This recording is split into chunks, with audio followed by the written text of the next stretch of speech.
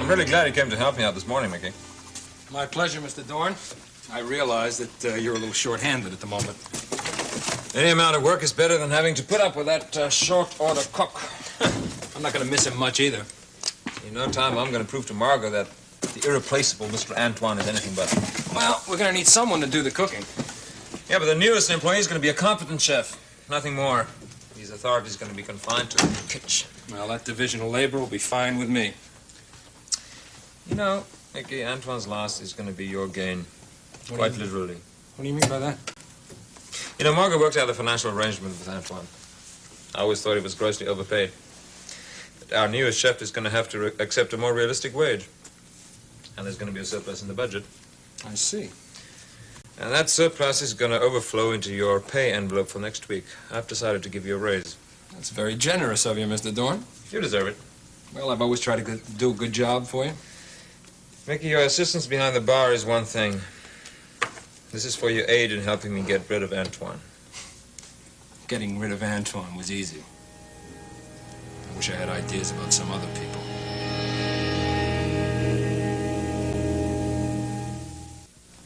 You're still thinking about what happened to your kid brother, aren't you? Yeah. Sit around the house, expecting him to come home from basketball practice. But he's not coming home anymore, thanks to that lousy cop. Mickey, it'll take time for the pain to ease, but it will. Yeah. My brother'd still be alive if it wasn't for Quick Draw Guthrie. Yeah, it did appear as if the detective overreacted. Oh, look, Joey was wrong. I know he was wrong to try to hold up that guy. But the sentence shouldn't have been a death sentence. Yes, and the cop claims it was self-defense, apparently. Oh, come on, against a cat pistol? I'm sorry. I talked enough about this already.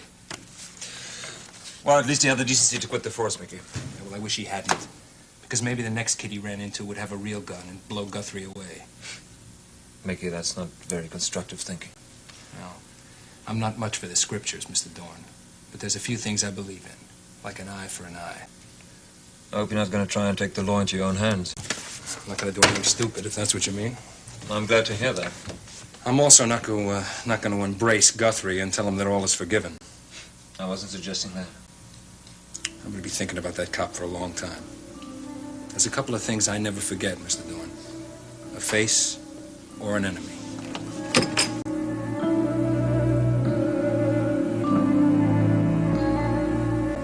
Look, Calvin, I'm sorry my visit was so short the other day, but after all, Paige did need me a hell of a lot more than you did. Yeah, well, man, I was real flattered that you decided to come running when it looked like I was going to have a hard time, but you really should have checked it out a little better, you know? Yeah, I know I should have checked it out. Mr. Gullible, right? This lady says you're dying and I come running.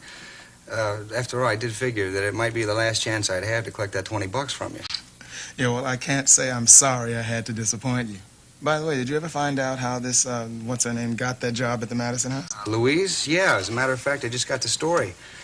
When Mr. Madison called the employment agency, they sent this lady over. Well, she was intercepted. By who? By who? By Louise. Louise got a hold of her before she got here and told her that the job was filled. Man, these people really are working hard. They must have had some surveillance on the Madison House. Oh, yeah, for all I know, they still do. There's no doubt it was Louise who called and said I was breathing my last. Huh? That's right, no doubt at all. It was just a ploy to get me out of the house so she could make her move. It's very fortunate for us that I gave Paige a gun, and she had the guts to use it. Listen, what are you talking about me for? I called you. How you doing? Well, I don't know what to tell you. Theoretically, the operation was a success. Oh, hi, ladies. The nurses just came in. Wait, what do you mean, theoretically? What are you talking about? Well, I just have to, hope the pin adheres to the bone strongly enough to support my weight. Otherwise, I may end up walking with a limp, or worse.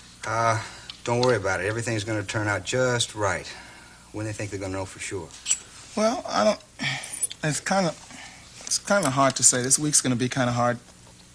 I'm just going to have to wait and see, Oh, Calvin, you will be up chasing those nurses around the hallway in no time at all. Yeah, I got to keep the faith, right? That's right. Listen, don't think that I've forgotten about you. I'm going to make a personal appearance in the next couple of days, I promise, just as soon as I can. Oh, well, next time you do, let me know a little bit in advance, because after your visit the other day, a couple of the nurses was asking when my blue-eyed buddy was going to come back. Really? Yeah, what'd they say? Oh, never mind. I have to keep my mind on sticking to Paige, Listen, I'll call you this afternoon, okay? You take care. How is Calvin? He's got a pretty good chance of being back to normal. You and he are real close, aren't you? We've been friends and partners for a long time. I really feel terrible that you're not able to visit him. Don't worry about it. I really think you should be at Monticello General right now. Forget it, Miss Page. I'm not leaving you alone. You're darn right you're not going to leave me alone. You're going to take me with you.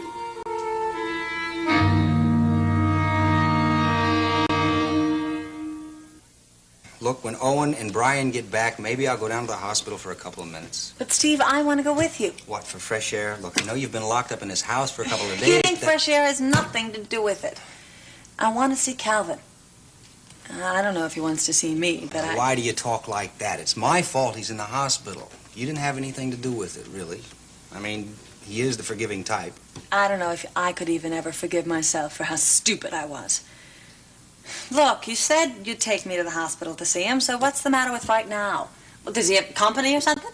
No, he's all by himself. He's lying in the bed waiting to see if all this mechanical mechanism they put in his knee is going to hold the thing together. Mm-hmm. Well, then I'm sure he'll be real pleased to see his partner and buddy. And I won't get in the way of your conversation. I'll just sit in a corner and read a magazine. Paige, why don't you just send him a get-well card, okay? I think that'll be much safer. Is that what you're worried about, my going out into public? Well, look, the hospital isn't any less dangerous than this house is. Important thing is that I'll be with you. All right. Yeah? Okay. Okay, good. Look, why don't we make a whole day of it? We'll go see Calvin, and then we'll go out to lunch, okay?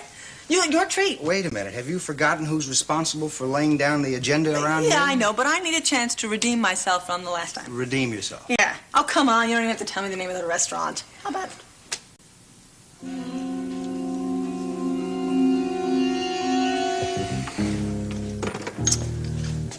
Well, I don't think Antoine will be missed by anyone. More than once I've seen people roll their eyes when he came over to tell them how hard he's worked on that meal they were trying to enjoy. Well, as long as you tell this new chef to stay in the kitchen and keep his opinions to himself, we'll get along just fine. Yeah. Oh, look who's here. Just the two people I wanted to see. Oh, Antoine, come to collect your paring knives and measuring spoons. No, I've come to tell you that I know what you two were up to last night, and I'm not going to let you get away with it. Now, come on, don't place the blame on our shoulders. You were the one who got a bit too greedy. Yeah, next time you try to rip somebody off, be a little more discreet. And don't carry a book around telling everybody how much you stole. You were an integral part of Elliott's plan, weren't you, Mickey?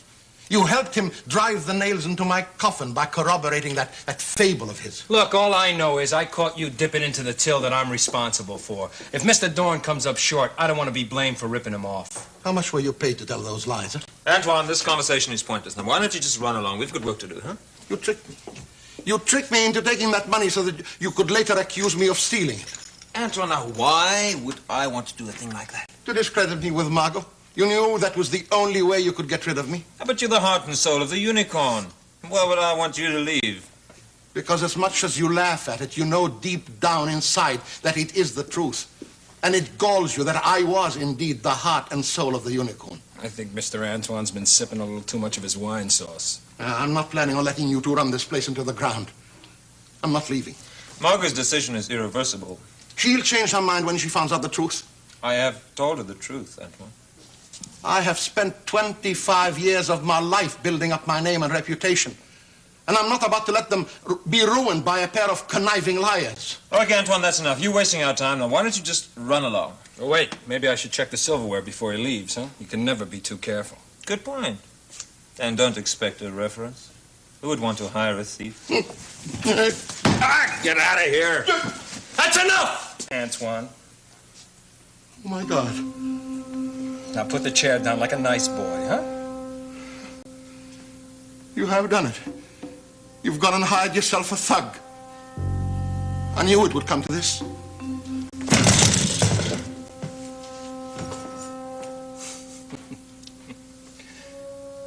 Well.